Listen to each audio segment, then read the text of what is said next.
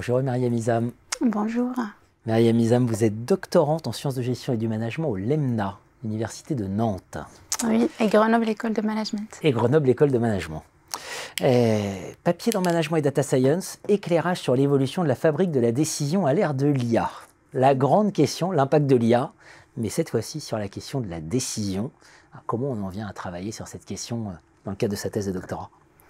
C'est une question super intéressante parce que déjà quand on parle de la prise de décision, ça nous frustre. Ça frustre la plupart d'entre nous parce que ça suppose qu'on va passer à côté, éventuellement à côté d'une opportunité parce qu'on l'a mal évaluée.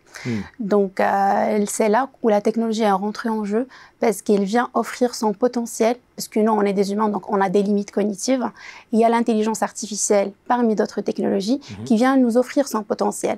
Un potentiel qui va consister en la mise à disposition de données grâce au big data, qui est l'essence de l'intelligence artificielle, mais également avec les capacités ou bien les puissances de calcul qu'on a à disposition aujourd'hui avec les ordinateurs quantiques notamment.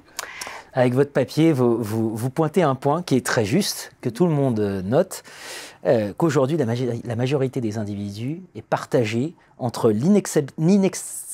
l'inacceptabilité, pardon, 1, 2, 3, le déni, le rejet, la résistance et la peur. Est-ce que vous dites, en fait, non, il faut revenir à la compréhension du processus décisionnel pour lever un peu et y voir un peu plus clair?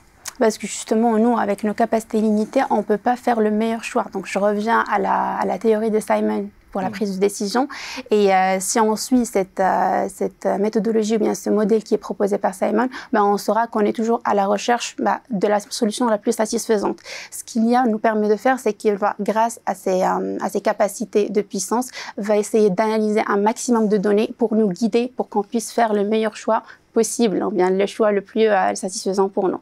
C'est pour ça que je propose dans le papier la structuration de prise de décision selon Simon, avec des décisions structurées, non structurées ou bien semi-structurées, pour aider les gens justement, ou bien les décideurs, à reclasser leurs décisions selon cette logique ou bien d'autres logiques qui peuvent être possibles, pour savoir ce qu'ils sont capables ou bien ce qu'ils sont en mesure ou bien ce qu'ils sont prêts à déléguer à une intelligence artificielle et ce qu'ils préfèrent garder sous contrôle, justement pour ne pas menacer en quelque sorte leur légitimité ou bien leur autonomie dans la prise de décision. Bien sûr, alors juste précisément entre structuré, semi-structuré, non structuré, finalement quand on prend le prisme de l'IA, qu'est-ce que ça nous dit? Vous évoquez l'idée de déléguer.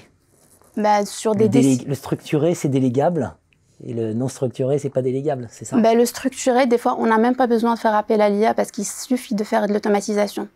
On automatise parce qu'on sait par quelle étape il faut passer, quels sont les critères qui nous permettent de sélectionner le choix. Et du coup, évidemment, derrière, tout est déjà prédéfini. On a un processus qui est bien formalisé.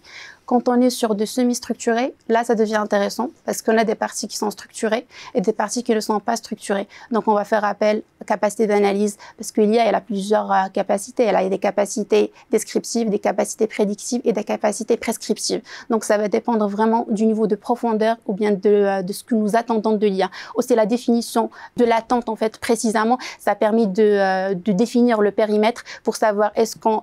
justement, c'est un problème que j'aborde dans le papier. La plupart des gens ont du mal à savoir quand est-ce qu'on passe de la prise de décision de la délégation à la prise de décision à l'aide à la prise de décision. Donc, la définition du périmètre entre les deux est super importante. Vous évoquez une idée très importante, c'est que décider, c'est quelque part formuler un problème, voilà, évaluer des alternatives par rapport à ce problème et choisir. Et donc renoncer. Oui, ou bien saisir une opportunité des fois parce qu'il y a un problème ou bien des fois parce qu'on veut saisir une opportunité parce qu'on pense qu'il y a quelque chose à gagner. Donc, et dans les deux cas, on formule soit une opportunité à saisir ou bien un problème. On vient pour dégager ou bien pour faire un processus d'idéation pour évaluer toutes les alternatives. Évidemment, on n'a pas la capacité d'énumérer toutes les alternatives et on n'a pas la capacité d'être sûr des inconvénients et des avantages de chaque alternative. Donc, finalement, on fait avec les capacités qu'on a et c'est là où l'IA vient pour augmenter en fait les capacités dont on dispose. La grande thèse de la thèse, j'allais dire ça comme ça, mais ici, on n'est pas dans la thèse en 180 secondes, donc vous allez avoir du temps pour développer. C'est que finalement, on pense l'IA sur le registre de la délégation, il faut le penser sur le registre de l'augmentation. C'est ça la grande idée du papier. Merci à vous. Merci à vous, Jean-Philippe.